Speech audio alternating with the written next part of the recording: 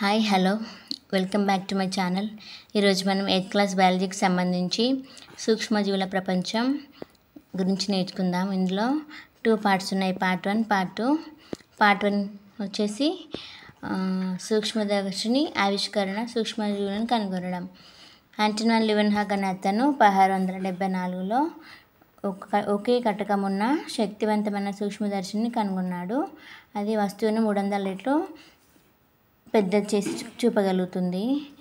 So అతను కనుగొన్న సూక్ష్మదర్శిని సహాయంతో ఏం చేశాడంటే, కుంటలో నుండి సేకరించిన నీటి బొట్టులో కదులుతున్న చిన్న పరిమాణంలో జీవులను కనుగొన్నాడు. వీటిని యానిమల్క్యూల్స్ అని పిలిచాడు.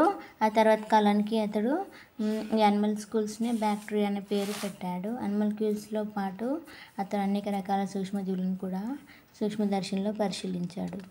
సో లీవెన్హాగ్ తయారు చేసిన సూక్ష్మదర్శిని. నెక్స్ట్ వచ్చేసి సూక్ష్మజీవులు, వివిధ రకాలైన సూక్ష్మజీవులను చూద్దాం. ఓకేనా. సర్క్యులర్ షేప్లో ఉంటే వాటిని కోకస్ అంటారు. రాడ్ షేప్లో ఉంటే వాటిని బ్యాసిలస్ అంటారు.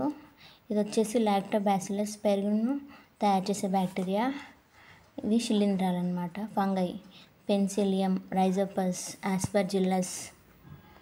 నెక్స్ట్ ఇవి ప్రోటోజోవాలు, అమీబా, పారమీషియం, వర్టిసెల్లా. నెక్స్ట్ ఇవి శైవలాలు, algae, chlamydomonas, spirogyra, diatoms, spirulina, oedogonium, ceratium. Next ఇవి సూక్ష్మ ఆర్త్రోపోడ్లు, సైక్లాప్స్, డాఫ్నియా, గజ్జిక్రిమి, కనరెప్పక్రిమి. నెక్స్ట్ శిలీంధ్రాలను పరిశీలించుట. సాధారణంగా వర్షాకాలం తర్వాత చిన్నగా గొడుగుల నిర్మాణాలు కుళ్ళిన వ్యర్థపదాలపైన, పొలాల్లోని గడ్డి మధ్యలో కుళ్ళిన చెట్ల దుంగలపైన మొలవడాన్ని మీరు చూసే ఉంటారు. వీటిని మనం శిలీంధ్రాలు అంటారు. శిలీంధ్రాలు అంటే ఫంగస్.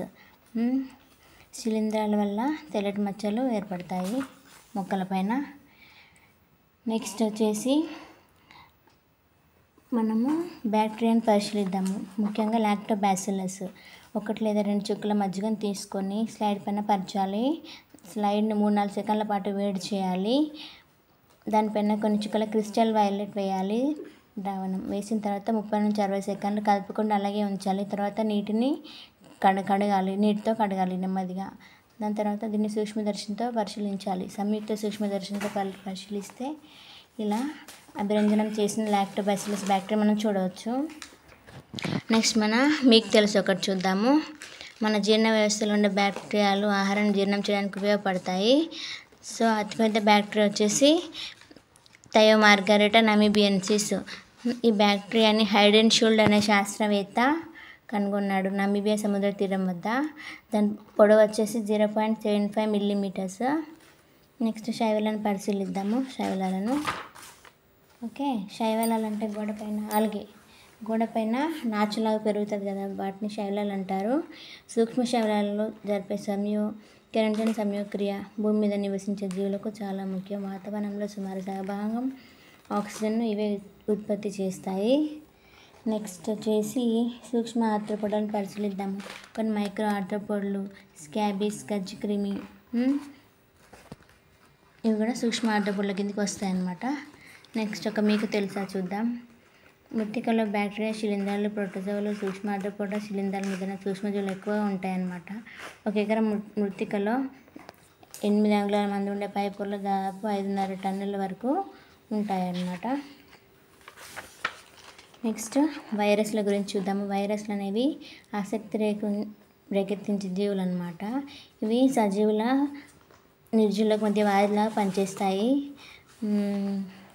కొన్ని రకాల వైరస్లు చూద్దాం మనం. ఇవి ఎలక్ట్రాన్ మైక్రోస్కోప్ ద్వారా మాత్రమే మనం చూడగలుగుతాము.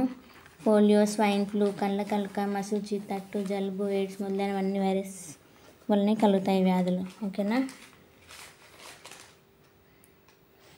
సో దీంతో పార్ట్ 1 కంప్లీట్ చేసాము. ఓకేనా.